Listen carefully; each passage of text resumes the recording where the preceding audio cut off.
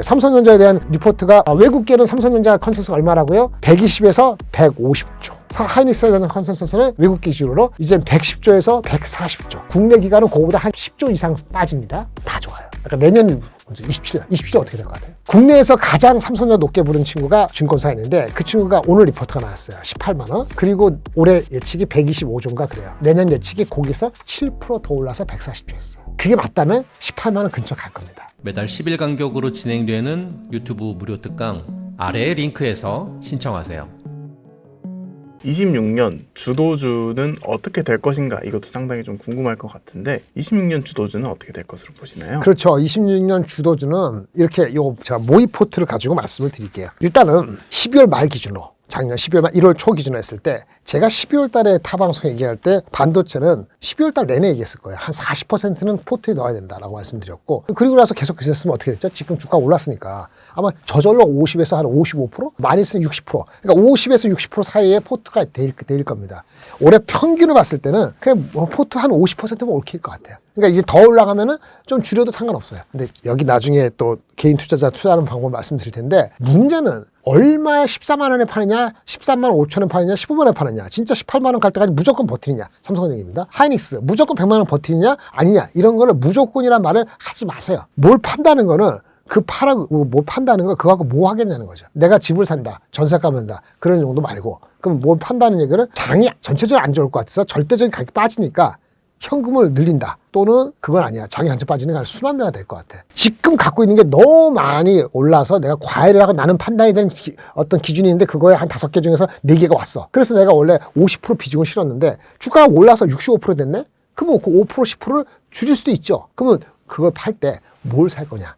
현금으로 살 것이냐? 내가 차를 살 것이냐? 람보르기니 이를 산다든지 돈 많이 벌어서, 아니면 다른 주식, 변압기, 방산, 원자력, 바이오, 자동차, 자율주행, 로봇, 화장품 많잖아요. 어디를 살 것인지를 한켠 생각하고 있고, 그게 매치가 될 때 액션을 하는 겁니다. 그러니까 그 판단이 달라지는 거예요. 일단은 올해 평균적으로 50인데 이미 시작할 때부터 주가 많이 올라서 55 정도 됐다면은 얼마 정도 위에 거는 차익 실현을 하시라는 게 아니고 내가 아니더라도 할 사람이 있다는 거고요. 안 갖고 계신 분, 반도체 비중이 20%인 사람들한테는 차익 실현에서 주가가 빠지면은 채워낼 수 있는 거죠. 이렇게 보시면 될 것 같고요. 그 다음에 주력적으로는 저는 조방원 중에서는 저는 방산과 원자력 쪽이 조금 더 우선이고요. 변압기가 안 가는 건 아닌데 조금 더 기간 조정이나 반도체 AI 삼성전자 하이닉스가 목에 차서 업사이드가 낮을 때 발생하는 것이 어디로 발생하느냐, 같은 AI 개념에서 뭉칠 때는 변압기가 될 수도 있고, AI 반도체에서는 삼성전자 하이닉스에 투자를 한다면은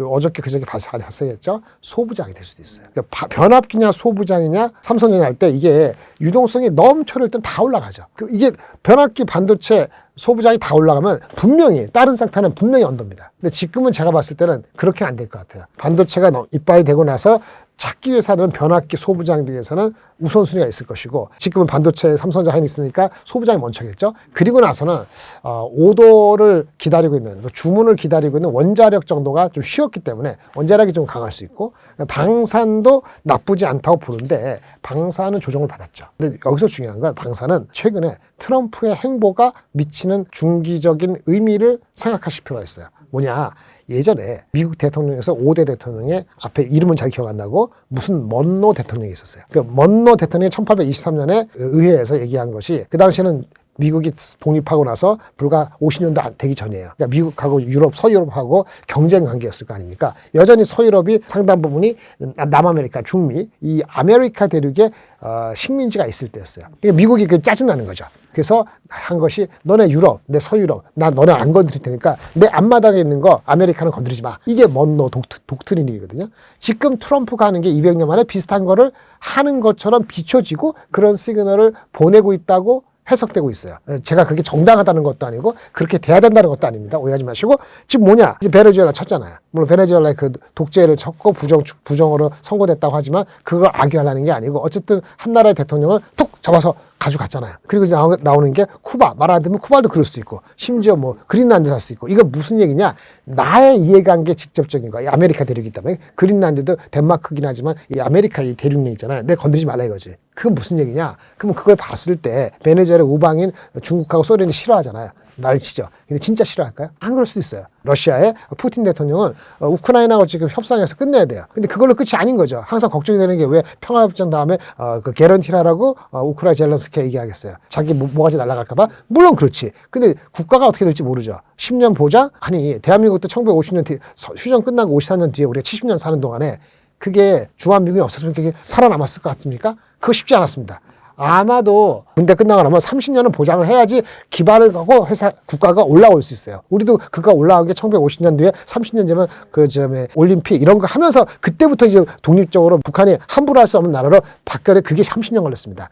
여러분 1970년까지 우리나라 쉽지 않았습니다. 1970년 초반까지 우리가 북한보다 잘 살지 않았어요. 그게 20년 걸렸다고요. 우크라이나 뭐 15년 보장, 30년 보장한다 우스꽝 깡가 같은 소리죠. 그래서 푸틴은 아마 이거를 기회를 삼을 겁니다. 우크라이나가 제대로 시큐리티가 보장 안 되면 다시 칠 수도 있고요. 그게 아니더라도 옆에 있는 나라를 또 할 수도 있어요. 근데 그 시그널을 트럼프가 빌미를 제공했는지도 몰라요. 저는 음모론이 아니고 그렇게 생각하는 사람이 생긴다는 거죠. 그리고 시진핑도 마찬가지죠. 대만을 치느냐? 2027년에 안 치면 안 쳐요? 그게 아닙니다. 여러분도 30년, 50년 사는데 2030년 칠 수도 있고 35년을 칠 수도 있고 그렇죠. 근데 니네 거 아시아, 니네 거 유럽은 니네들끼리 알아서 힘의 균형 맞춰서 하든지 말든지 나는 내 거만 말하겠다. 이런 거는 새로운 트럼프 독트린입니다. 이건 무슨 얘기냐? 우주 개발, 그 경제, AI 들어간 우주, 무기, 방산 이거를 계속 강조할 수밖에 없는 시대적 흐름으로 더 커진다는 거예요. 젤렌스키 종전이 이슈가 아니라는 거죠. 그래서 저는 방산을 좋게 장기적으로 보는 거죠. 그런 의미에서 원자력 방산, 변압기는 반도체가 너무 갔을 때 제대로 가거나 아니면 변압기의 밸류에이션이 싸지가 않습니다. 싸지가 않다는 건 뭐냐면 우리나라 항상 얘기할 때 대한민국이 평균 13배 지금 가고 있잖아요. 삼성전자 하이닉스가 10배 이하 가니까 13배인데 그렇다고 우리나라가 미국보다 성장률이 높긴 하지만 베이스가 낮으니까 변압기 밸류에이션은 35배 아니면 어떤 그 반도체 소비장의 밸류에이션은 40배 쉽지 않습니다. 미국의 반도체 반도체 그 장비 ASML 뭐 이런 거 나오고 하다못해 엔비디아하고 그 구글이 27배가 안 돼요. 25배고요. 그 다음에 여러분 저는 브로드컴 구글의 핵심적인 반도체 만드는 회사잖아요. 설계하면서 브로드컴이 36배밖에 안 됩니다. 근데 대한민국 주식이 쉽게 35배, 50배, 40배 갔을 때 불나방처럼 달라붙는 거 바보 같은 짓이죠. 그러니까 변압기건 다른 섹터가 이게 항상 있다는 거죠. 원자력이 방산에 왜 조정받았을까요? 그렇죠. 25배, 27배 가서 조정받은 거예요. 지금은 20배 초배예요. 그러니까 간다는 거예요. 그걸 항상 알고 접근하셔야 된다.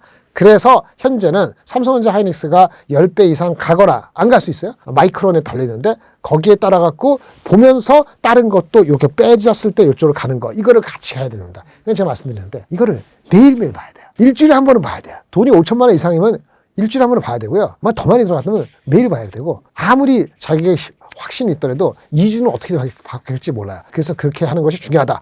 말씀드리고 그 다음에 바이오 자율주행 로봇입니다.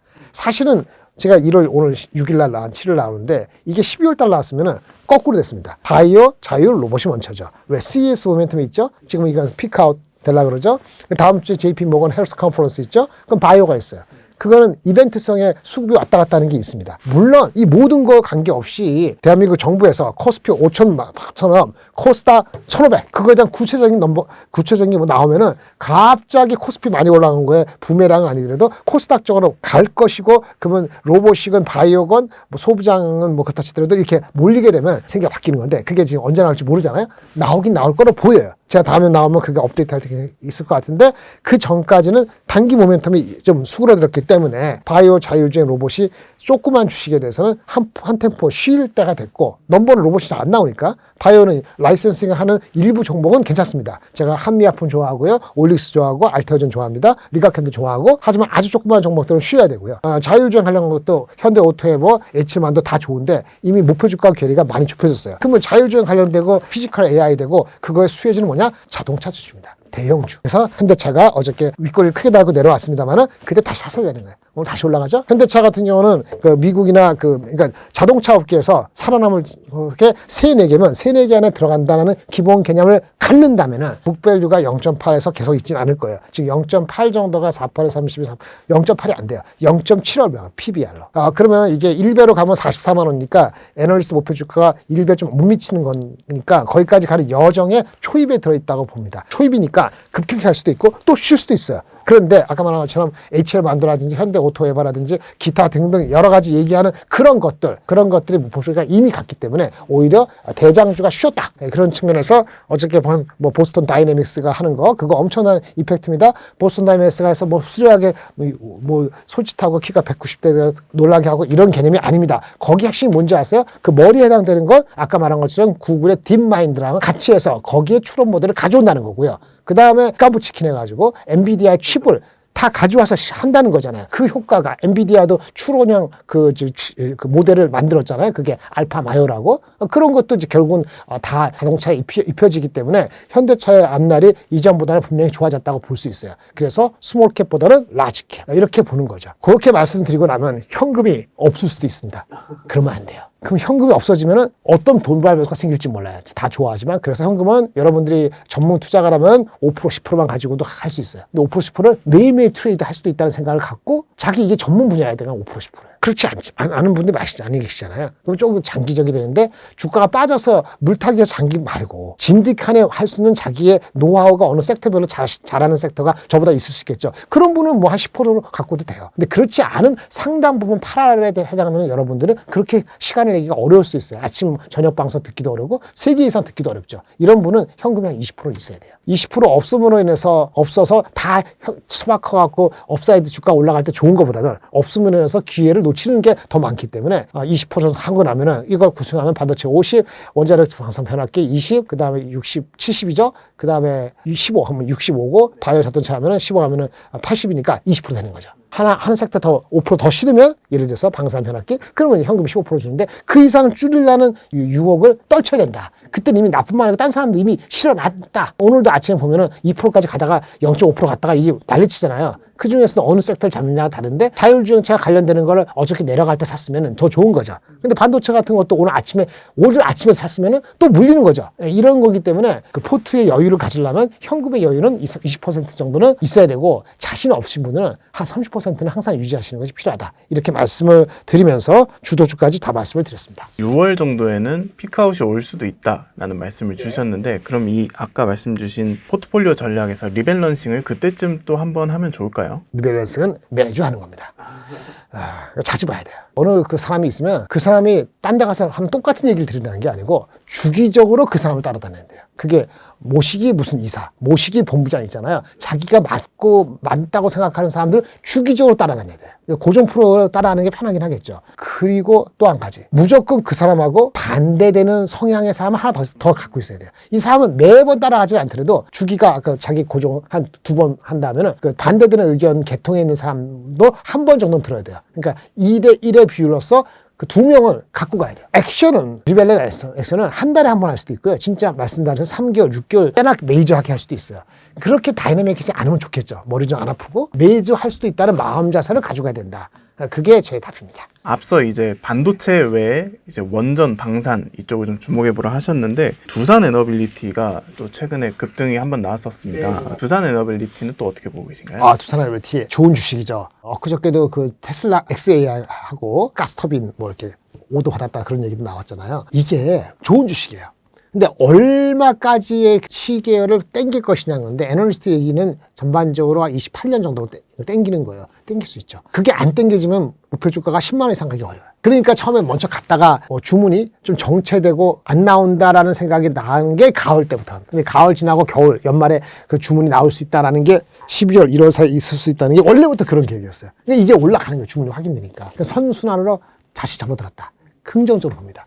업사이드의 포텐셜에 대해서는 애널리스트 목표 주가의 90% 가면은 더 살 필요는 없다. 이렇게 말씀을 드리겠고요. 아까 말한 것처럼 원전 제가 방산 얘기했잖아요. 그 두 개가 싸울 수도 있어요. 둘 다 올라가면 결국은 하나를 선택해야 되니까 지금은 둘 다 갖고 계신 게 뭐 비중이 합해서 20%가 아니면은 not bad. 이렇게 말씀드리겠습니다. 그 다음에 이제 조선주를 말씀 안 주셨는데 사실 조방원에서 가장 강했었던 거는 조선도 작년에 많이 강했었거든요. 조선은 또 그렇게 상대적으로는 좀 덜 좋게 보시는 이유는 뭔지도 좀 궁금합니다. 섹터가 많은데 다 올라갈 수 없죠. 그겁니다. 그리고요, 많은 내러티브가 다 내기 나왔죠. 주가가 조정받았기 때문에 다시 올라갈 수도 있습니다. 근데 그 과거와 같은 여름, 가을 넘어갈 때 그때처럼의 그 영광이라는 게 그 과열되는 그런 거는 안 일어날 것 같아요.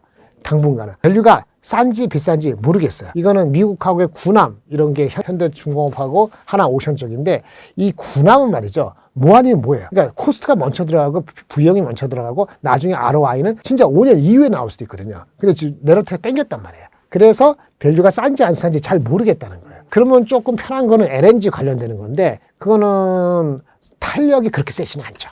그게 이슈고 어쨌든 신조선 물론 좋은 거 있습니다. 어저께 좋았던 거 주가가 올라갔던 이유 지금도 다시 반등하는 거는 연초에 이제 가이던스라든지 목표가 계획이 있는데 생각보다 괜찮은 거예요. HD 현대중공업 그 주가가 오른 거잖아요. 그런 측면의 반등의 기미는 있는데 이것도 마찬가지입니다. 그래서 단기적으로 올라갈 수 있는데 목표 주가의 괴리가 한 85% 그러니까 15% 이내로 들어오면 추가적인 건 아니라고 보여져요. 저는 우선순위는 어쨌든 아니라고 보지만 뭐 마치 펀더멘털이 무너진 게 아니듯이 화장품도 펀더멘털이 무너진 게 아닌데도 여전히 좀 갈까 말까 그러잖아요. 그 다음에 중국하고 뭐가 되면은 하다가 다른 섹터 가면 또 못 가고 이런 패턴이 주기적으로 지속 반복이 되는 좀 더 길어진 시간이 필요하지 않을까라는 생각이 조선도 그렇고 화장품도 그렇고 펀더멘털의 근본적인 이슈가 생기지 않았음에도 그렇고 선호도가 지금은 좀 처져 있다라고 보여집니다. HBM 수요 급증에 D램 가격이 상승하면서 반도체 섹터가 강세를 보이고 있는데요. 본부장님은 어떻게 평가하고 계신가요? 한마디로 엄청난 한국 표현으로 폭발적이다. 이렇게 말씀드릴 수 있겠습니다. 전례가 없다. 영어 표현을 같이 쓸게요. 삼성전자의 CEO도 그렇게 썼는데 저도 써야죠. CEO가 저보다 엄청 나이 많지 않습니다. 저랑 같이 일하던 사람들이에요. 스카이 라키팅. 하늘을 치솟는다. 그 한마디입니다. 하늘을 치솟으면 그 다음에 어떻게 되죠? 질문해 볼 거예요. 하늘을 치솟어. 로켓이. 그러면 그 다음에 어떻게 돼요? 성층권, 대륙권 해서 우주로 날아갈 수도 있고. 그러니까 폭발적 성장은 그 다음에 부메랑이 있을 수도 있고 없을 수도 있죠. 올라갈수록 어려운 겁니다. 올라갈수록 실적에 대한 전망이 나빠지기 어렵습니다. 폭발적 상승은 폭발적 반도체 가격인데 폭발적 반도체 가격이 올라가는 이유에 대해서 설명이 좀 필요합니다. 왜 반도체 가격이 올라갈까요? 라고 하면은 반도체를 쓰는 사람이 많은데 반도체가 공급이 안 되니까. 맞아요. 반도체 쓰겠다는 사람이 많은데 반도체를 공급해주는 사람이 쉽지가 않은 거예요. 그럼 반도체가 수요가 많은데 공급 많이 늘어지면 되잖아요. 거기에서 생각할 거는 있죠. 첫 번째, 반도체가 없던 거를 값이 만들려면 시간이 걸려요. 시간이 뭐 일주일 만에 2주 만에 되는 게 아닙니다. 한두 달만 되는 것도 아니에요. 적어도 6개월, 실질적으로 1년 이상 걸릴 수도 있어요. 그래서 수요는 많아졌다는 걸 확인하고서 공급을 늘리겠다는 캐펙스 증가 액션을 빨리 안 하면은 수요와 공급하고 괴리가 항상 벌어지고 그때 가격은 항상 생각보다 많이 오르고 애널리스트가 업그레이드하기 바쁘고 주가를 미리 당기고 이렇게 되는 겁니다. 그러면 이제 다 됐는데 그럼 어디서 수요가 많았어? 어디서 수요가 많았어? 휴대폰? PC? 그거 같지 않죠. 과거에는 30년 전에 우리 PD님이 애기였을 때 옛날에는 반도체는 메모리 얘기하는 거, D램, 낸드도 별로 없을 때 그때는 D램의 수요는 거의 대부분 PC였어요. 휴대폰이 막 싹 틀 때였어요. 그래서 애플이 휴대폰 들어오기 전에 삼성도 휴대폰 시장에서 한 5등, 7등 할 때 노키아하고 에릭슨하고 모토로라 여러분 잘 모르시죠? 걔네들이 더미넌트 할 때 피처폰 초반에 그때는 휴대폰도 별 중요하지 않았고 그냥 PC였어요. PC, 그 비디오 카드 거기 들어간 D램 이런 거였다고요. 그런 건 어떡하지? 그런 거 중심일 때는 반도체가 급등을 해. 옛날에 했었다고요. 그래서 마진이 반도체 D램 만드는 회사 마진이 지금도 아까 그 비슷하게 되는데 70%가 넘었어요. 엔비디아 갖다 댈 게 아닙니다. 근데 그게 어떻게 될까요? 가격이 오르니까 1년 만에 15% 마진 떨어집니다. PC하고 휴대폰, 즉 PC가 가격을 정가시키면 수요가 떨어져요. 그래서 반도체를 쫓겠습니다. 이게 부메랑이에요. 그런데 지금은 그럴 수 있느냐? 첫 번째, 그 수요가 옛날엔 다 했는데 지금은 그 PC하고 휴대폰 수요가 40%도 안 돼요. 50%? 반 안 돼요. 그러면 대부분은 어디서냐? 데이터 센터, AI. 그러니까 반은 맞다 하더라도 반은 완전히 다른 거예요. 그러니까 이게 높아진 마진이 확 바뀐다라고 그렇게 과거 거로 갖다 붙이는 것도 문제가 있는 거예요. 굉장히 어려운 거죠. 아까 뭐 수요는 있고 공급이 딸린다는데 다시 정리하면은 데이터 센터로 대별되는 반도체 수요는 내가 투자 안 해도 얘가 투자하니까 어떻게 되죠? 내 돈이 아니더라도 남의 돈 가지고도 투자를 먼저 하는 거예요. 그게 오라클 아까 처음에 얘기한 그런 거죠. 데이터 센터가 선투자해요. 그거 돈 벌 수 있을지 몰라요. 데이터 센터 만들면 얼마 걸려요? 1년 걸려요. 1년 뒤에 데이터 센터를 운영할 때 필요한 오픈AI의 여러 가지 챗GPT 5 버전 이건 뭐가 됐던 간에 아니면 그게 광고가 됐던 성인물이 됐던 데이터 센터를 활용하는 AI의 AI 에이전트가 어떻게 돼가지고 실제 데이터 센터가 업앤 러닝 될 때 그게 얼마나 잘 사용될지는 그게 ROI죠. Return on Investment의 점검은 2년 뒤에나 나와요. 25년 투자했어. 언제 나와요? 올해가 아니고 내년도에나 데이터 센터 투자에 대한 선투자에 대한 ROI가 점검이 돼요. 그럼 뭐 어떻게 돼? 데이터 센터 경쟁하는 사람 많은데 뒤처지지 않으려고 모르겠고 그냥 고야 투자하는 거야. 근데 메모리 업체는 수요가 날아가네. 투자하자 라고 지금 바로 안 해요. 왜 안 하냐? 과거에 반도체 30년 동안 그렇게 함부로 투자했다가 공급 초과가 바로 2년 뒤에 되는 게 하도 많이 봐갖고 뒤였어요. 공급 초과 자기가 수요가 좋아서 공급을 증가시켜서 캐펙스를 결정하고 1년, 2년 뒤에 공급 초과가 일어나서 그냥 마진이 그냥 플러스 40% 마진이 갑자기 마이너스 10% 되는 20% 되는 경우가 허다했기 때문에 그게 반도체 사이클이라고 그런 트라우마 때문에 메모리 반도체 회사는 여간해서 PER이 10배가 안 넘는 겁니다. TSMC는 15배, 20배, 25배 가더라도 그게 근본적으로 다른 거예요. 이번에 이 사이클이 그럼 그거를 깨기 위해서는 반도체 메모리 투자하는 업체들은 어떻게 하죠? 천천히. 아니면 신중히. 그러니까 메모리 업체는 투자를 디스플린하게 하고 과거 트라우마 때문에 데이터 센터 업체는 그냥 고고 할 수밖에 없고 괴리가 있으니까 쉽게 좁혀지지 않을 거라는 컨센서스가 반도체 가격의 최근 몇 개월 동안에 보니까 점점 사람이 이게 이해가 되는 거죠. 그래서 지금 1분기, 2분기까지의 반도체 업체들의 실적은 놓았어요. 근데 주가는 그걸 반영했어요. 그래서 올해 4, 4분기 내년도를 바라봤을 때 한 달, 두 달 갈 때 메모리 업체가 투자 디스플린을 지킬 것인지 진짜 수요에 대해서 자신감이 있어갖고 다시 투자 캐펙스를 늘리는 액션을 얼마나 빨리 보여줄 것인지 그게 가장 큰 거죠. 그게 삼성전자, 하이닉스, 마이크론이 그 결정하기 전까지 PER 멀티플 10배까지 갈지 아니면 여전히 사이클이 걱정돼. 그래서 8배, 9배에서 지금 레벨에서 버틸지 봐야 되는 건데 좋게 생각하게 되면 15배 되기는 어렵고요. 15배 되면 15배 되면 지금 주가가 50% 더 올라요. 이게 쉽지 않겠죠? 아까 사이클이 반복되니까 말씀드릴게요. 삼성전자에 대한 리포트가 오늘 수요일인데 수요일 전 화요일 나왔던 리포트 중에서 외국계는 삼성전자 컨센서스가 얼마라고요? 120에서 150조. 하이닉스에 대한 컨센서스는 외국 기준으로 이제 110조에서 140조. 국내 기관은 그거보다 한 10조 이상 빠집니다. 다 좋아요. 그러니까 내년 27조 어떻게 될 것 같아요? 국내에서 가장 삼성전자 높게 부른 친구가 뭐 증권사에 있는데 그 친구가 오늘 리포트가 나왔어요. 18만 원. 그리고 올해 예측이 125조인가 그래요. 내년 예측이 거기서 7% 더 올라서 140조였어요. 그게 맞다면 18만 원 근처 갈 겁니다. 근데 다른 애널리스트 또 120조 한 애가 있어요. 다른 애널리스트는 4% 증가. 거의 증가 없는 겁니다. 또 한 군데는 이건 진짜 퀘션에서 이건 누가 내기하고 싶지 않은데 아마 예측을 안 했든지 뭐 실수했든지 그렇게 보기 쉬운데 올해 한 110였죠. 내년에 40조 이하. 뭐죠? 아까 제가 얘기했잖아요. 그거를 염두한 것인지 실수한 건지. 근데 셋 다 여러분들이 알 수 없는 게 있어요. 26년까지는 반도체 가격 곱하기 물량 뭐 프로덕트 믹스 이렇게 자기 표 리포트에 보여줍니다. 27년은 그런 데이터 제시를 안 하고 있어요. 어느 누구도. 대한민국의 어떤 애널리스트도. 왜? 모르니까. 그게 사이클에 대한 특징이에요. 그렇기 때문에 부메랑이 있을지 없을지 모르고 일어나더라도 과거처럼 드라마틱할지 조금 왔다 말지 그걸 모르는 거예요. 그래서 주가가 얼마나 갈지는 정확히 모르는 것을 아까 말한 것처럼 엔비디아라는 마이크론이라는 주가가 여기 봅시다. 마이크론이 지금 320불 정도 되면은 이게 10배인지 8배인지도 몰라요. 왜?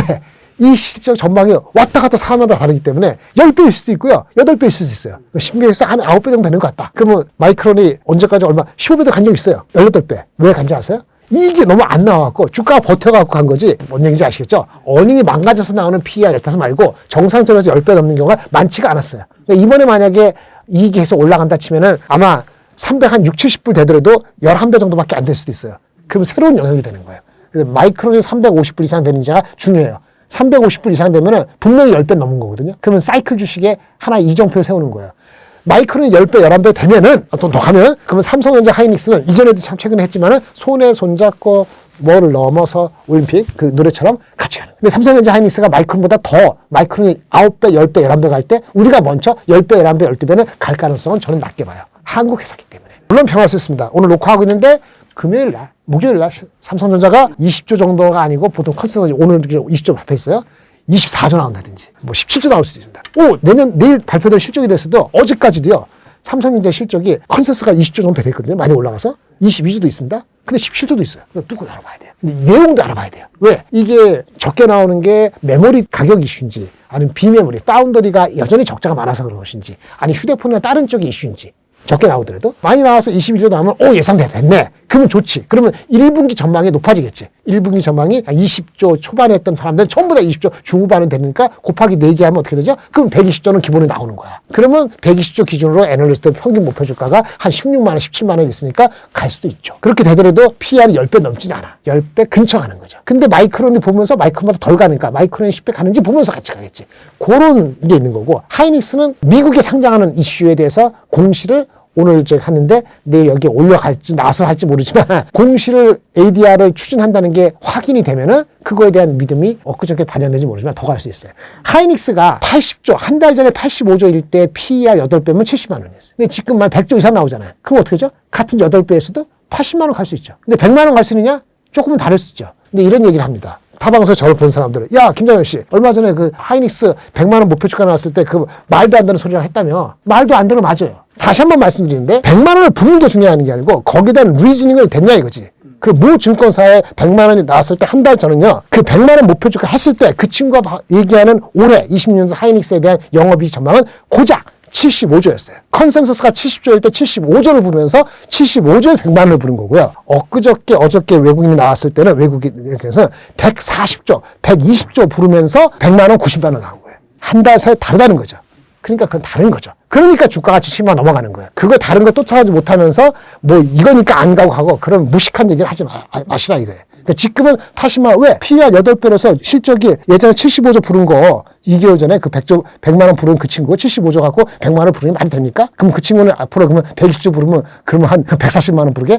그러니까 리즈닝이 안 맞다는 거고 외국 증권사는 그걸 리즈닝에 맞춰서 콜을 했기 때문에 그게 맞아 들어가는 거예요. 제가 30년 동안 반도체를 했는데 그걸 모르겠어요? 댓글에서 그거 싸우려면 개인적으로 연락하세요. 제가 한 발 말씀드릴게요. 어쨌든 70만 원, 80만 원 된 거는 8배, 9배 사이 8배 정도 되는 것 같단 말이에요. 지금 컨센서스가 많이 올라간 거 하면 8배 정도 가는 걸 왜 갔냐? 마이크론이 9배 갔기 때문에 가는 거라고. 마이크론이 얼마 전에 250불, 60불일 때 얘네가 8배는 하이닉스는 6배, 7배 가는 거예요. 같이 손에 손잡고. 그래서 거래점을 보고요. 삼성전자 PER 10배 정도 했을 때가 13만 원이었어요. 근데 그거는 110조일 때. 지금 컨센서스가 130조까지 높아지는 거죠. 물론 아직도 110조 보는 사람 100에서 있는데 120, 30조 보면은 EPS가 한 17,000원 정도 돼요. 그럼 10배 하면은 얼마 되죠? 10만 원. 그래서 부르는 거예요. 근데 그 진짜 그렇게 되느냐? 첫 번째. 두 번째는 120, 30 되는데 내년이면 150조 된다는 부르는 사람도 있는데 150조가 아니고 갑자기 130조 되다가 내년에 90조 돼봐요. 그럼 18만 원 가는 데다가 확 빠집니다. 그게 사이클 특징이에요. 삼성전자가 하이닉스보다 좋다고 요즘에 얘기하는 가장 큰 거는 삼성부터 좋아한다고 하는 거, 제가 하는 게 아니고 하는 거는 간단해요. 삼성전자는 파운더리에 대한 기대가 있어요. 파운더리가 잘 되면 삼성전자가 파운더리 그 작은 비즈니스, 얘네 매출이 300몇십 조인데 파운더리 비즈니스 해봤자 50조 안 됩니다.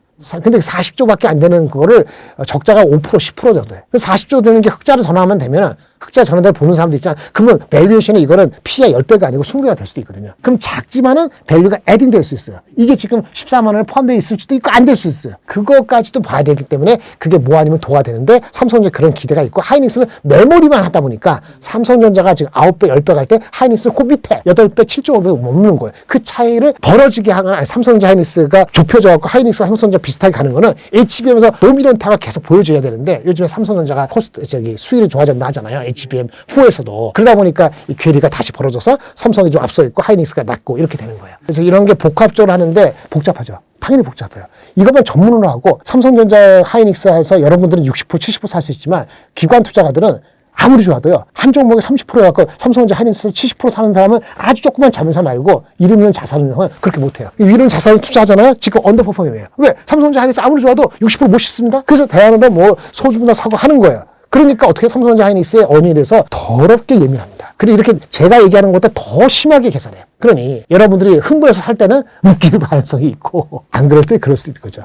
지금은 현대차건 아니면 뭐가 됐던 간에 넌 삼성을 한켠에 생각하는 걸 동시에 가지고 가야 돼요. 삼성전자가 13만 원에서 20만 원 될 수 있지만 안 될 수도 있잖아요. 18만 원. 그럼 그 20%, 30%요? 근데 현대차가 만약에 30만 원에서 40만 원 가면 어떻게 될까요? 뭐가 더 없은가요? 근데 그 가능성이 5대5예요? 그러면 이제 새롭게 할 때는 좀 하는 거고, 여전히 삼성전자 하이닉스가 더 맞다? 그럼 7대3이에요? 그러면 그 여전히 한 20%는 넌 삼성이나 넌 반도체를 생각할 수도 있는 거 아닙니까? 다만 그거를 1월 7일, 1월 6일 날 내가 그 생각 들었다. 김장현 얘기하니까 내일 삼성은 다 팔고 다 올. 이런 그 극단적인 생각을 하지 마시다. 이런 얘기 말씀드립니다. 영상이 나올 때쯤은 이제 두 가지 시나리오가 있을 수 있을 것 같습니다. 하나는 뭐 컨센 대비 적정이 나왔거나 아니면 서프라이즈가 나온 경우가 있을 테고 아니면 어닝 쇼크가 와서 뭐 주가가 조정을 받는 경우 이렇게 두 가지가 있을 것 같은데 그러면 조정을 받았을 때 이걸 매수 기회로 삼아야 되는지 아까 말씀드렸잖아요. 본인이 갖고 있는 게 50% 들어갔고 이미 60% 됐어. 돈이 많이 벌었어.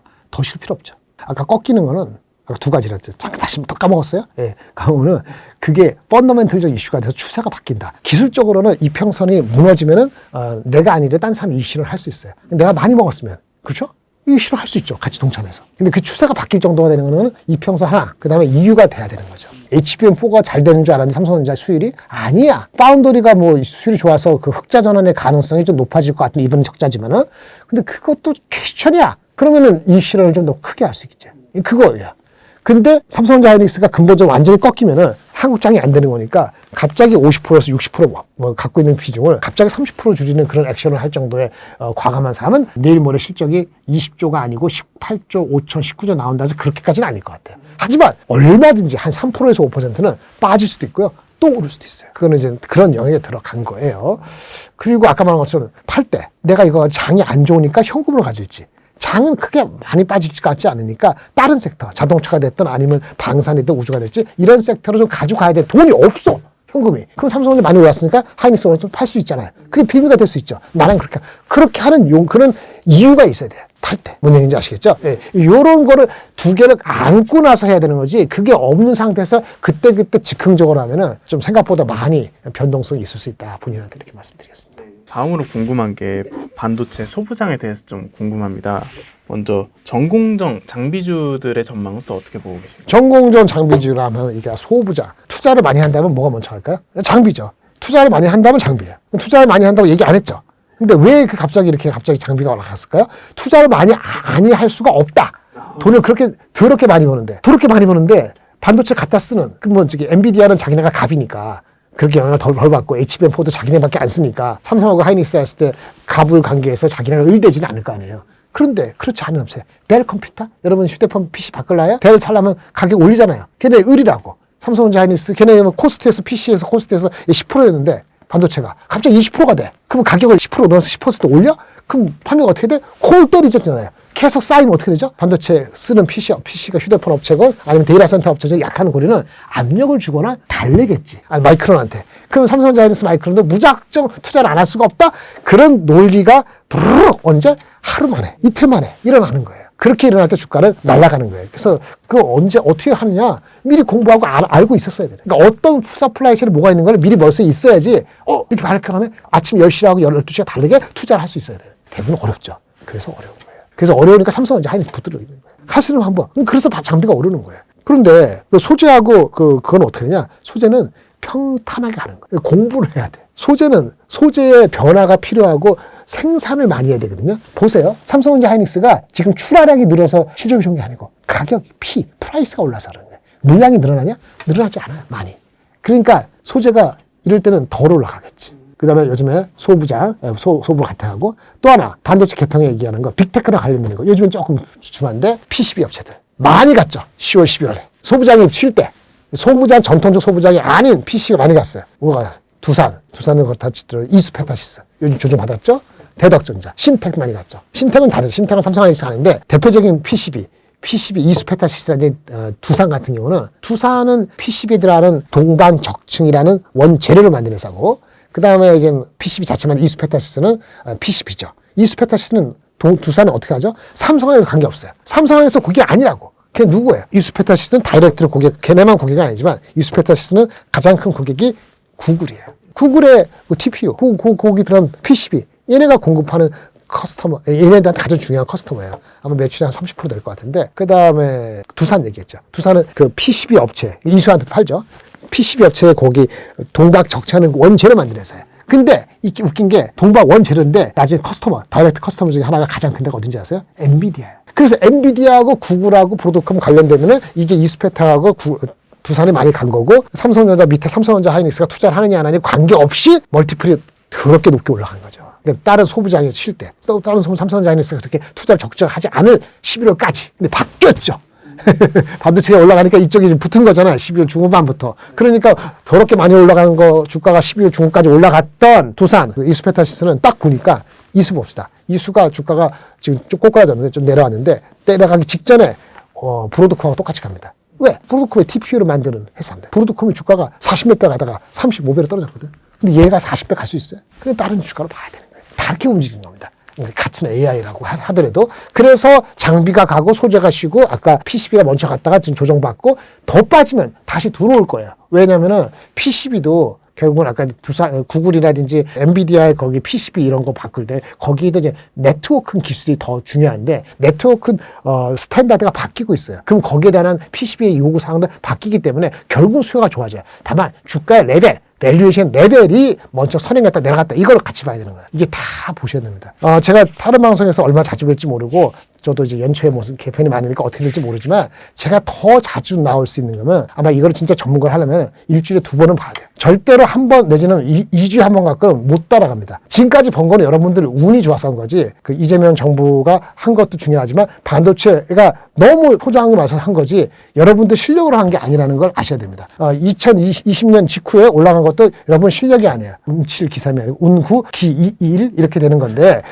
그러니까 그것도 운이죠. 근데 이제부터 여태까지 투자 안 했다가 이렇게 했는데 갑자기 돈 다 끌어가지고 5억을 투자한다. 어저께 들은 얘기 가장 큰 것이 전사장을 빼갖고 5억을 투자한다. 삼성전자 하이닉스냐 그런 얘기를 스타벅스에서 아줌마들 얘기한다. 이 얘기를 두 마리 들었어요. 약간은 물론 2차 전자가 비교할 건 절대 아닙니다만은 뭘 팔아서 뭐 한다. 그게 보험이다 뭐가 됐든 그런 얘기를 카페에서 들린다. 아니면 객장에 들리면 조심하는 걸 한켠에 갖고 있어야 됩니다. 에코프로 BM에 대해서 3년 전에 꼭지를 치기 일주일 전에 저희가 들은 거는 그 북쪽에 서울 강 북쪽에 있는 그 뭐 지점에서 나온 얘기 중에 하나가 지나간 얘기긴 합니다만은 보험 팔아서 애 뭔가 사주세요. 뭔지도 몰라. 그리고 그 다음 주 월요일인가 화요일에 피크였고 저희 회사는 그 월요일에 다 팔았습니다.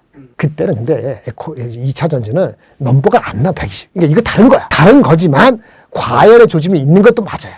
근데 과열이 사람들의 흥분은 약간 포모에 가까운 거고 과열이라고 하기에는 밸류에이션이 아직 안 비싸기 때문에 사람들이 이제 뭐 넓게 잡는 거지. 그것도 언젠가는 그 경계가 나올 수 있기 때문에 그거를 기준으로 아직은 같더라도 아까 다른 섹터, 다른 회사를 업사이드가 누가 20% 30%를 생각하기는 이제는 시작해야 되는 생각을 균형 잡게 같이 해야 되는 시점은 온 거 아니냐. 요거가 오늘의 핵심이라고 말씀드리겠습니다. 그럼 정리를 하자면 삼성전자, 하이닉스 지금도 괜찮다. 그리고 반도체 소부장 중에서는 그래도 저평가라고 할 수 있는 기업들이 어떤 기업? 저평가 없어요. 저평가 없어요. 그런 얘기 하지 마세요. 그 저평가는 아무도 안 볼 때 저평가입니다. 이미 난리 쳐서 저평가 없어요. 제가 아는 건 없어요. 뭐 요즘 제주 반도체 제가 다른 방송에서 얘기했어요. 그게 500억, 700억 나올 수 있는데 500억, 700억 나올지 모르겠다. 왜? 커버하는 사람 없으니까. 커버해서 리포트가 나오는 순간에는 이미 주가 다 갔다. 커버하는데 제가 애널리스트 30년 했으니까 한 일주일 아무리 빨라도 한 달 걸린다. 한 달 사 어떻게 될지 모른다. 근데 주가를 미리 갔다.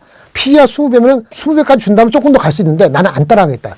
추천이 아니고 얘기하고 나서 이틀 뒤에 막 올라가서 그리고 안 따라가겠다고 나서 이틀 더 빠지고 이런 장이에요. 저평가 없어요. 저평가 없습니다. 저평가 있다고 한다는 건 뭐냐면 근본이 삼성전자 하이닉스가 지금 반도체 가격이 4분기에 평균 가격이 아닙니다. 오해하지 마세요. 서버하고 여러 가지 있는데 좋은 가격 기준으로 50%대 올랐고 1분기 때 12월 1일 넘어가는 거 보니까 60%더 올라간다. 이것 때문이거든요. 그럼 2분기 때 어떻게 될까요? 2분기는 이거보다 분명히 떨어진다? 분명히 아니지만 분명히 성장률은 가격의 상승률은 많이 잡으면 20%? 그것도 난리치겠지. 10몇 %일 수도 있고. 그럼 3분기는 10몇 %? 쉽지 않아요. 3분기, 4분기 대부분이 5%, 4%. 근데 외국계는 20%, 60%, 20%, 10%, 10%. 그러니까 140 나오는 거거든요. 몰라요.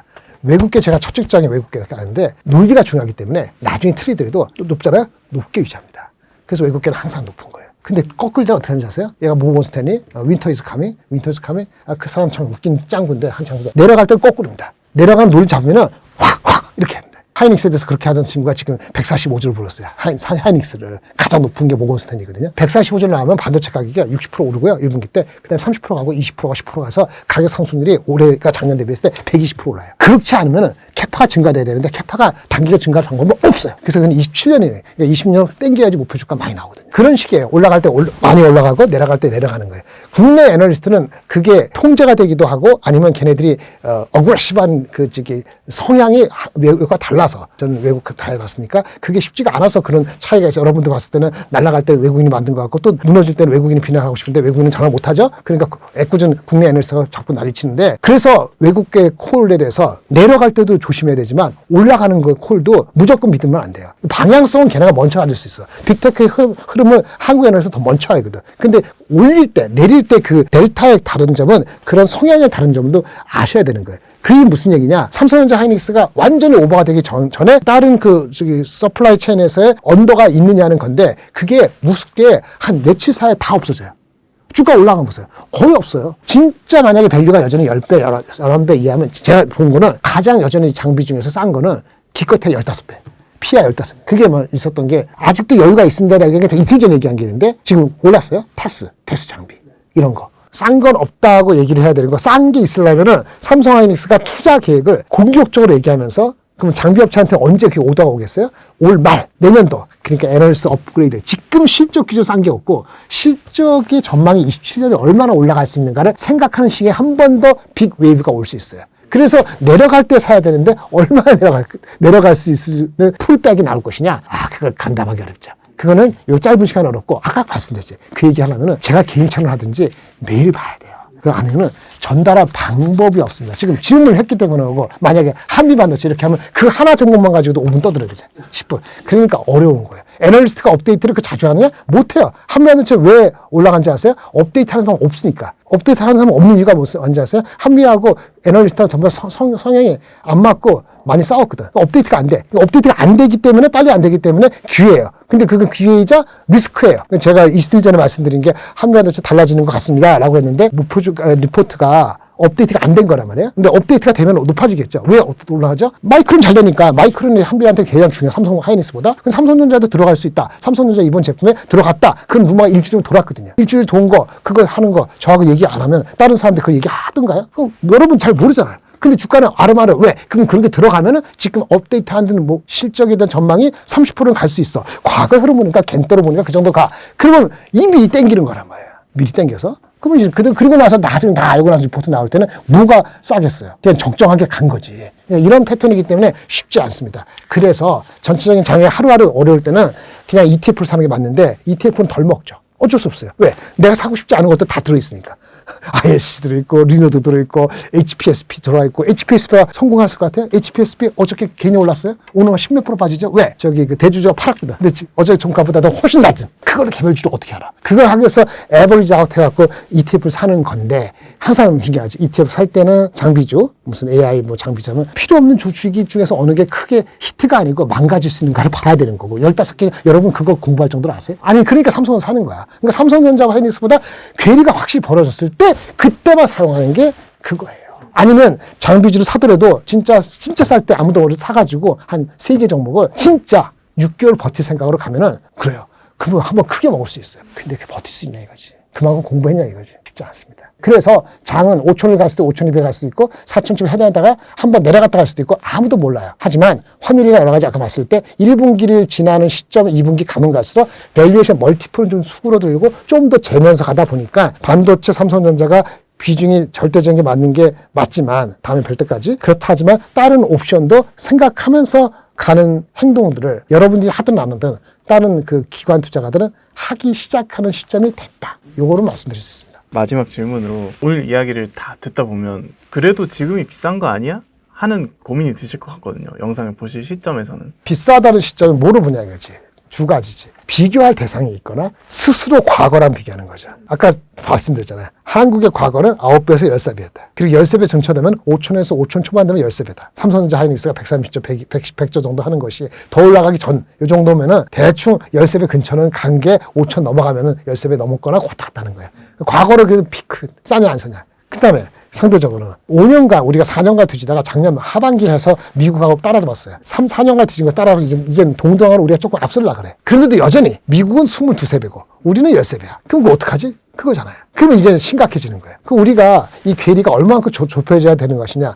다시 말한 것처럼 대한민국의 경제 성장률 거기에 모든 게 함축되는데 미국이 2.3, 2.5 이렇게 올라가고 있고 지금 올해 한국은 1.8까지 보는 사람이 있는 것 같아요. 물론 우리도 돈 더 풀면 더 올라갈지 모르는데 인플레 신경 쓰지 않고 그래도 괴리는 있죠. 얼마나 좁혀지는지. 인구 이민 정책으로 틀어막아서 미국도 그 효과는 없어서 하지만은 생산성을 하고 고용을 유연하게 하고 사람을 해고하고 이렇게 하고 여러 가지 정책적인 거가 우리도 열심히 하려고 하지만 새 정부가 칭찬드리고 하고 싶은데 근데 그게 아무래도 미국보다는 뭐 다르죠. 어떤 룰을 세팅하는 거하고 근본적으로 경제 성장률과 정책의 집행에 있어서의 임팩트가 미국보다는 낮죠. 그렇게 봤을 때 23배 미국이 한 24배 정도 가서 올해 EPS를 S&P 500으로 계산했을 때가 보통 7,300, 7,500 나와요. 그럼 여기 기준에서 얼마입니까? 6,900 하면 한 10% 정도 되나요? 업사이드잖아요. 그럼 대한민국이 이제 4,700이면은 4,600이면 10%면은 한 5,000 언저리 약간 넘는 거잖아요. 비등비등하나요? 자, 애매한 거죠. 그럼 미국이 24배가 24배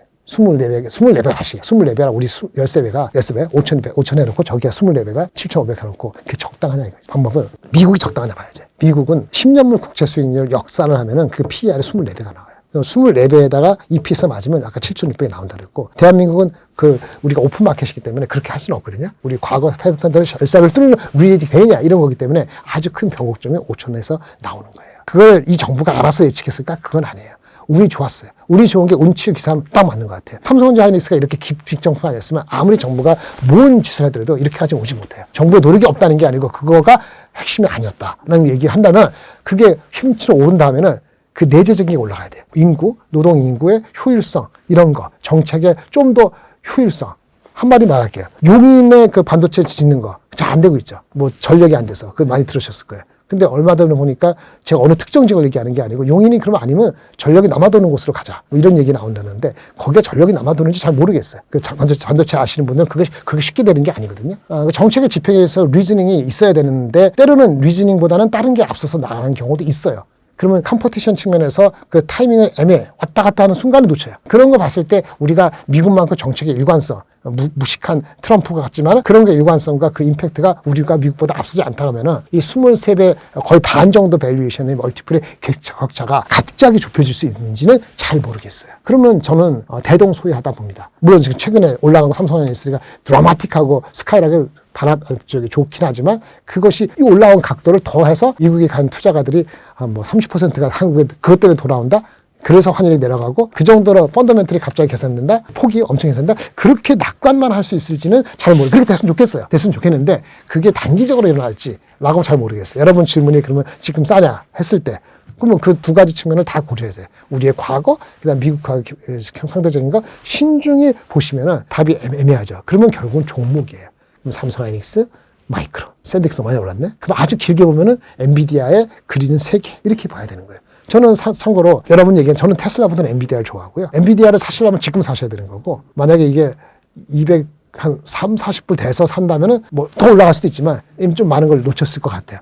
그런 정도로 상대적으로 보시고요. 마이크론은 안 사도 되고 하이닉스 삼성전자 사도 되는데 마이크론이 안 갈 때 삼성전자 하이닉스가 혼자서 30% 오르고 얘네가 10% 오르고 그런 일은 마이크론이 뭐 제품에 무슨 큰 문제가 생기지 않으나 그런 일은 쉽지 않다. 이 정도로 말씀을 드리면서 거기서 대한민국이 어느 정도 위치에 있는지를 스스로 생각하실 필요가 있다고 생각하고요. 우리가 하나 에어로스페이스라든지 현대 일렉트릭 수많은 종목들이 PER이 25배 넘어가면 절대 안 싸다. 미국하고 했을 때 20배 근처 가면 싸서 트레이딩 온다. 이렇게 말씀을 드리는 그 정도로 기억하시면 좋을 것 같습니다. 26년 한국 증시 전망 어떻게 보고 계신지 한 말씀 부탁드리겠습니다. 그러게요. 이게 1월 2일, 5일, 6일 이제 나흘째 되는 날이잖아요. 근데 이제 오늘 아까 아침에 보니까 4,600 이렇게 가기도 하고 그랬지 않습니까? 그러니까 이제는 뭐 어제 오늘 사이에 5,000 이하를 불렀던 증권사들도 전부 다 5,500 심지어는 포텐셜 잠재적으로 잘 된다는 시나리오 하면 6천 얼마 이렇게 부르는 겁니다. 왜 그러냐? 여유가 있어야지 헉헉대면서 업데이트 안 하니까 그런 거예요. 그 넘버를 얘기하기 전에 기본적으로 우리가 여태까지 올라온 거, 특히 지난 3, 4개월 동안 올라온 거, 정확히는 11월부터 급등을 한 거에 대한 기본적인 배경이 있을 건데 그 배경이 연속성이 있느냐 이거에 대한 우리가 자문을 할 필요가 있습니다. 그래서 조금 지루하시더라도 6가지 정도의 질문에 대해서 한번 우리가 같이 한번 생각해 보실 필요가 있어요. 6개 질문이 나는 6개 100% 믿어. 이렇게 될 것 같아요. 그리고 내 친구나 우리 앞에 PD님도 계시는데 여기 경제원탑도 10명에 9명이 그렇게 믿는 것 같아요. 그러면 5천은 시간 문제입니다. 그 이상 갈 수도 있어요. 물론 그거의 추동력은 쌍두마차, 삼성전자, 하이닉스이지만 거기다 조금 더 다른 것도 오늘 현대차가 잘 갖고 있는데 어제 CES에서 이런 것까지 대체안까지도 추가된다면 5천을 훌쩍 넘을 수도 있습니다. 그러면 이제 믿어야 되는 6가지 그 퀘스천에 대해서 말씀을 드리겠고요. 이 6가지 중에서 반은 믿고 반은 헷갈린다.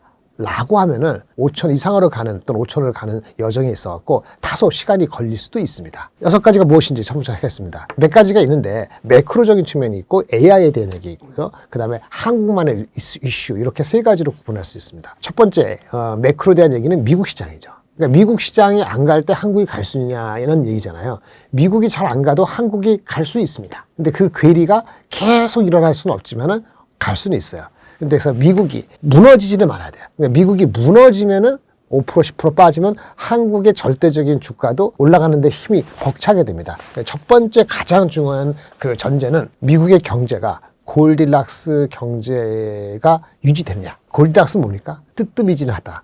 좀 쉽게 얘기하면은 너무 과열하지 않고, 너무 과열하면 어떻게 되죠? 금리 인상을 해야 될지도 모르거든요. 그 다음에 반대로 식어버리면 안 되죠.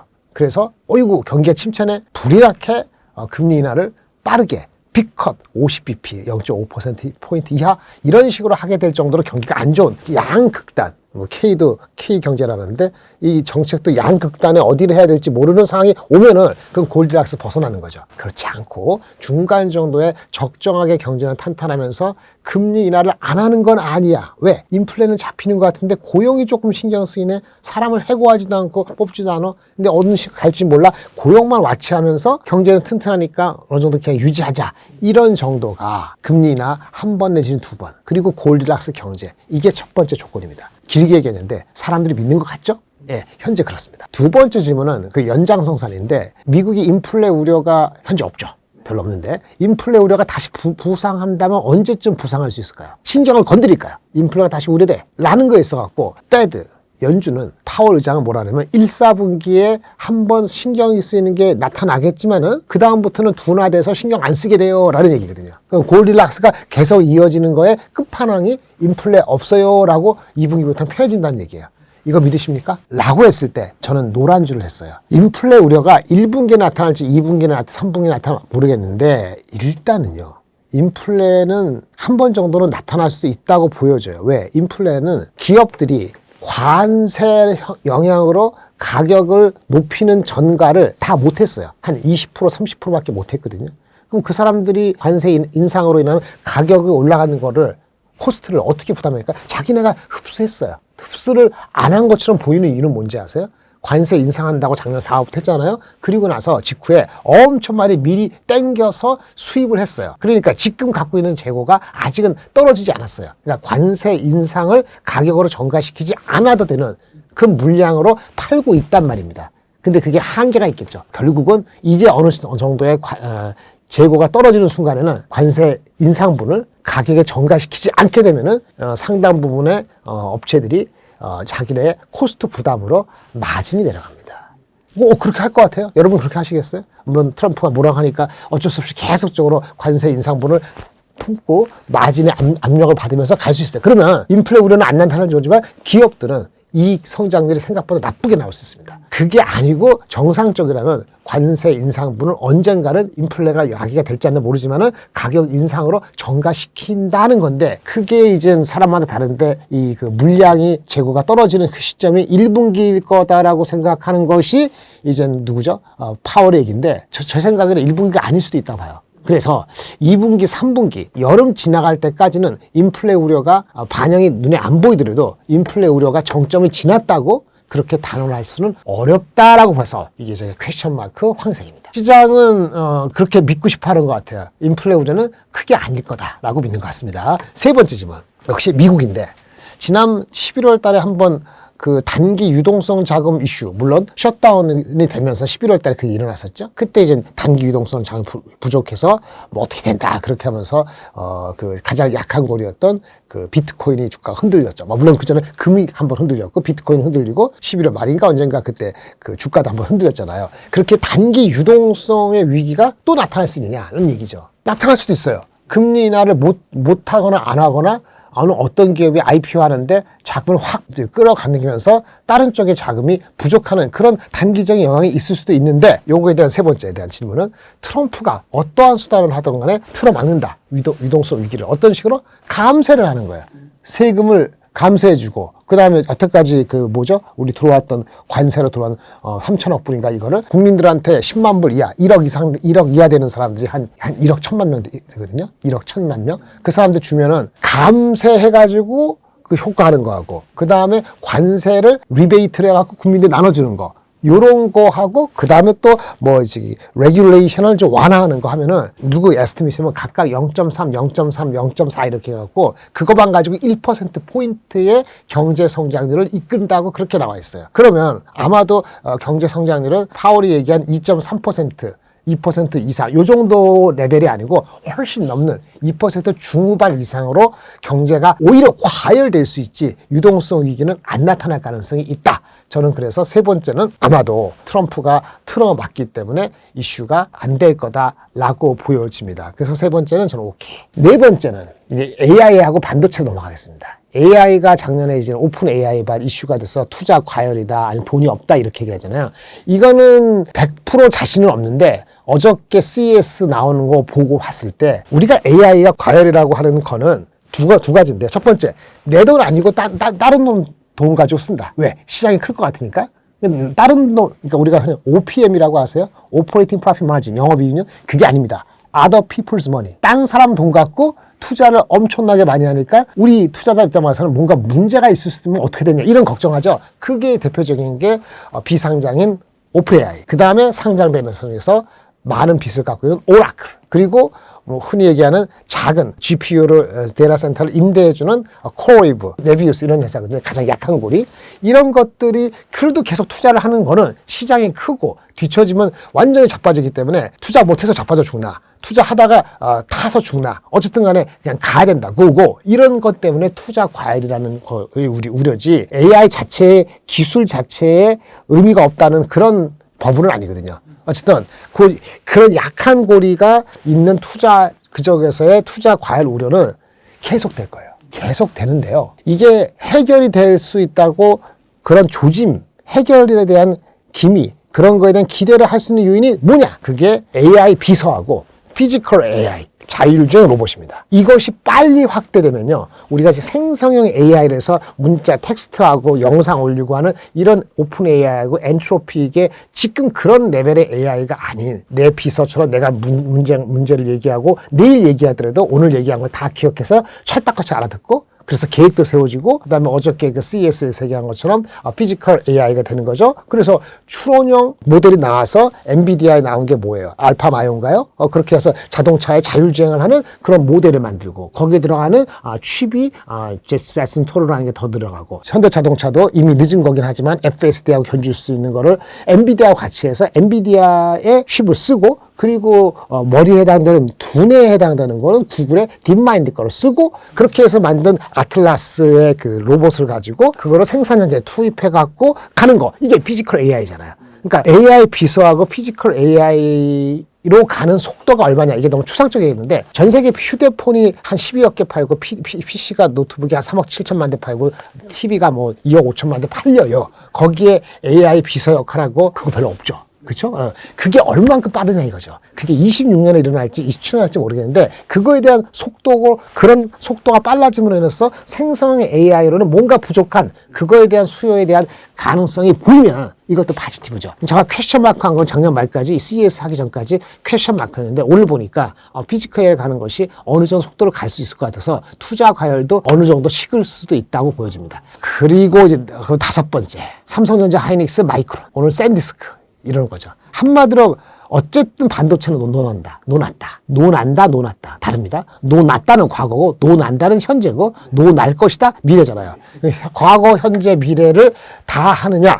과거, 현재 맞죠. 미래로 하느냐? 당분간 오케이. 그래서 파지티브. 두 번째 얘기를 합니다. 언제까지 가격이 오를까요? 얼마나 더 오를까요? 혹시 반도체를 못 오를 것 같으니까 업체들이 쓰는 커스터머들이 오버부킹 하는 거는 없을까요? 이 모든 거는 시간이 지나가야 합니다. 그리고 과거에는 이런 적이 있었나요? 과거에 있었죠. 그럼 과거 패턴대로 갈까요? 과거 패턴으로 정확히는 안 가죠. 왜? 다른 요소가 있으니까. 그래서 예측이 어렵다는 겁니다. 요거는 반도체 편에서 말씀을 드릴게요. 그래서 이거는 뒤에는 지속성이나 더 추가는 퀘스천이 아직은 달고 있다라고 말씀을 드리겠습니다. 하나 반은 헷갈리고 세 개 반은 오케이가 되는 거죠. 맨 마지막입니다. 크리스마스 전에 이재명 정부에서 그 큰 선물이라 해야 되나? 큰 긴급 조치를 했죠. 원화 약세의 우려가 너무 크다 보니까 1,500 가깝고 그러니까 대증요법을 써서 원화 강세를 조치를 했습니다. 미국에 투자하는 주식 또 해외에 투자한 주식을 팔고 빨리 돌아오면은 양도소득세 20% 안 내게 해주겠다. 그래서 한국 주식을 사고 하거나 한국에 돈을 맡겨서 달러로 환전하면 그래서 1년 가져가면 그렇게 해주겠다는 거 아니겠어요. 그래서 틀어막았어요. 그런데 이게 퀘스천 마크 느낌표인데 단기적으로 느낌표 효과가 있습니다. 왜? 사실은요, 가장 리스크가 되는 게 원화 약세의 피크가 1분기는 맞아요. 왜냐하면 2분기 넘어가면 제대로 되면 우리나라가 WGBI 월드 채권 지수에 편입되는 게 4월부터가 되면은 어차피 채권 지수에 포함되어 있는 자금이 한 2% 대한민국에 사면은 그게 얼마 될까? 한 700억 불, 500억 불 정도 이상이 올해 가기 전에 들어올 가능성이 있어요. 그러면 우리가 미국에 투자하고 기업들이 투자하는 게 200억 불, 기업들이 투자하는 150억 불, 정부가 100억, 200억 불, 이렇게 해서 300억 불 이상 나가고, 그 다음에 우리 개인들이 투자하는 게 작년처럼 또 그것도 한 300억 불 나가서 한 500억 불 이상이 나가야 되는데, 그게 채권에 가입하면서 채권 주식 가입하면서 그게 들어오면은 타이밍이 안 맞을 뿐이지 결국 대충 매치가 되거든요. 그러면 캐시플로우에서 타이밍이 안 맞는 거예요. 그게 정점이 1분기였어요. 그래서 아까 말한 것처럼 1분기가 위기라는 걸 정부도 알았기 때문에 근본적인 우리나라의 성장률을 높이고 미국 성장률보다 간격이 확 줄어들고 미국이 2.6은 우리도 2.2% 가고 금리도 우리는 안 내리고 금리 올리고 미국은 금리 내리고 금리가 좁혀지고 GDP가 좁혀지고 이렇게 하면 저절로 달러 원화가 강세가 되겠죠. 근데 그때까지 기다릴 시간이 없는 거예요. 그 근본적인 거는 해결이 되는 게 아니니까. 인구도 우리는 늘지도 않고 근본적인 스트럭처라는 거는 이제는 어떤 원인에 대한 요법인데 원인 요법을 쓰고 기다릴 시간이 없는 거지. 그러니까 대진 요법으로 세금으로 해가지고 1분기 때 버텨보자는 게 지금 대진 요법이었던 거죠. 그래서 그게 캐션 마크는 잘 틀어막았다. 근데 계속 그럴 수 있냐는 거는 퀘스천이긴 한데 삼성전자 하이닉스를 중심으로 우리나라 시장에 시가총액 40%고 실제 수출로 따지면 20% 이상의 임팩트가 있을 수 있는 반도체가 워낙 해서 달러를 지금 확 벌어지고 있기 때문에 그게 운이 더 좋았어요. 그래서 퀘스천은 단기적으로 틀어막았다. 근데 아까 처음에 얘기했지. 반도체가 그러면 올 하반기 내년도에도 올해보다 또 20-30% 증가되면서 계속해서 미국의 경제 성장을 하고 갭을 좁히고 미국은 금리 인하를 계속 내리는데 근데 미국의 경제 금리를 계속 내린다는 것도 웃기긴 하지. 고릴라 학사한테 계속 내릴까? 그럼 우리는 금리를 올릴 수 있나요? 쉽지 않잖아요. 우리도 내려? 그러면 이게 GDP 그로스의 갭과 그다음에 금리의 차이 갭 이런 거의 효과는 아마 올해 중반 정도에 많이 좁혀진 게 피크 아웃 되지 않을까? 올해 중반 정도에. 그럼 올해 하반기나 내년도는 반도체 수출이 워낙 성적이 높았기 때문에 그로스 레이트는 올 하반기 내년 넘어갈 때 약해지겠죠. 그러니까 무슨 얘기냐. 올해 하반기하고 내년도 넘어갈 때 좀 길게 봤을 때 길게가 3년 했는데 단기 6개월 지나서 9개월 갔을 때 원화 약세가 의미 있게 1400, 1350, 1300까지 가서 그거 가지고 우리나라의 어떤 의미 있는 시장의 드라이브가 될 것이냐. 이것까지는 약간은 아직은 오바다. 라고 보는 겁니다. 그럼 여기까지 6가지 얘기한 것 중에서 인플레 우려 1분기 정점이 저는 아닐 수도 있다. 2분까지 기다려봐야 된다. 그 여부는 원화 약세는 한 6개월 오케이다. 근데 하반기 됐으나 연말로 갈수록 퀘스천이 남을 수 있다. 2가지 헷갈리는 거고. 그 다음에 반도체 논한 거 맞다. 근데 주가의 상승 각도는 삼성전자 20만 원 보고 하이닉스 100만 원 부르고 1월달에 다 될 것처럼 하지만 된다 치더라도 내년 어떻게 될 것인가는 퀘스천이다. 이거는 비중은 현재가 좋으니까 한 0.4 하면은 한 2.3 정도 6개 중에서 2.3을 헷갈리는 거예요. 그러면 5초는 시간 문제긴 하는데 속도는 잘 재면서 가야 되는 겁니다. 낙관 중심이면 지금 삼성전자 하이닉스에 대한 실적이 지금 한 달 사이에 엄청 30%, 40%가 올라갔어요. 삼성전자에 대한 이익이 올해 이익이 원래 한 100조 정도에서 연말 들어갔는데 지금 140조, 40% 늘었죠. 적게 잡아도 120%, 20%, 40% 늘었고요. 컨센서스 최근에 나온 거. 하이닉스에는 어떤 80조 정도 초반 정도였는데 한 달 정도 되기 전에 지금은 100조, 120조 나오고 있어요. 이것도 한 40-50%. 평균적으로 적게 잡으면 30%, 많게 잡으면 한 50%까지 늘었어요. 그러면 지금 애널리스트가 갖고 있는 그 우리나라 코스피 시장의 PER, 지금 4,600이라는 숫자가 12배인지 11배인지 11.5배인지 정확히 몰라요. 그 넘버가 나와야 되는 거죠. 그래서 이거는 이제 한 주 전, 2주 전인데 아직 이익이 그렇게 확 최근에 올라간 건 반영되지 않았을 때 4,500이 12배 가까이. 아마 지금은 이익이 전망이 높아졌기 때문에 12배는 아닐 것 같고 11점 얼마? 4,500. 5천 얼마 되느냐? 13.5배인데 이익 전망이 높아졌기 때문에 아마 13배가 안 될 것 같아요. 그러면 한 12점 얼마. 그러니까 지금은 11배 얼마에서 5천이 넘어가면은 한 12배 얼마까지 가는 거예요. 이게 어느 정도냐? 과거에 우리 그 PD님은 태어나기 전에 과거에 한국이 망가질 때는 9배 이하까지 갔었고 오버할 때 뭐냐면 우리가 돈을 못 벌어서 이 페이스가 나빠서 주가가 조금 떨어져서 어거지로 PER이 높은 거. 그러니까 돈을 많이 벌고 이렇게 달려가는 게 아니고 그랬을 때 13배 넘으면 고점이었어요. 그러니까 이제 5천을 넘기 시작하면 과거 패턴으로는 싸지 않은 거예요. 새로운 리레이팅이 돼야 되는데 삼성 하이닉스가 리레이팅이 충분하냐. 이거는 다음에서 말씀을 드리겠습니다. 여기까지가 한국 증시하고 미국 증시하고 기본적으로 말씀드렸습니다.